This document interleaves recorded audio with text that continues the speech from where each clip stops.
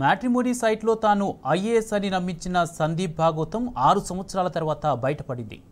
Fake IAS cum fake doctor అయిన సందీప్ను బాచుపల్లి పోలీసులు arrest చేశారు.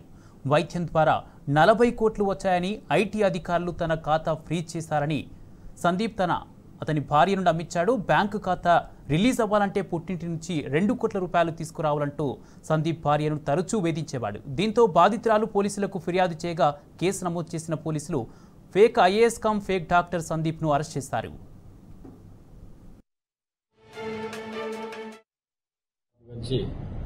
నల్లమోతు సందీప్ కుమార్ ఏజ్ 38 ఇయర్స్ ఉంటుంది.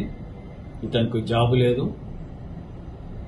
ఇతను మొదటిగా ఈయన చీట్ చేసిన విధానము, ఈయన ఐఏఎస్ క్వాలిఫై అయినా అని చెప్పి ఎన్టీఆర్ యూనివర్సిటీలో చదివినా అని చెప్పి ఫేక్ డాక్యుమెంట్స్ పెట్టి, ఈ ఫేక్ డాక్యుమెంట్స్ను మ్యాట్రిమోనీలో పెడితే కంప్లైంట్ పార్టీ ఆ మ్యాట్రిమోనీ ద్వారా ఇతన్ని మ్యారేజ్ చేసుకున్నది.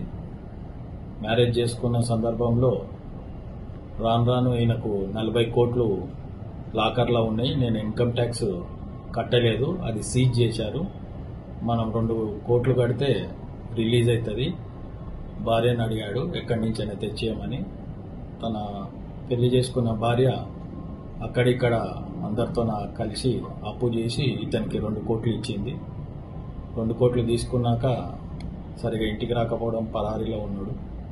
అనుమానం వచ్చి అన్ని వెరిఫై చేస్తే ఆయన ఫేక్ ఐఏఎస్ సర్టిఫికేట్ పెట్టిండని తెలిసింది. పోలీస్ స్టేషన్లో కంప్లైంట్ ఇవ్వగా కేసు నమోదు చేసి అతన్ని అరెస్ట్ చేసినాము. అతనితో పాటు వాళ్ళ తల్లిదండ్రులను A1 to A4 వరకు అరెస్ట్ చేసి నేను చెంచల్గూడ జైలుకు పంపించినాను.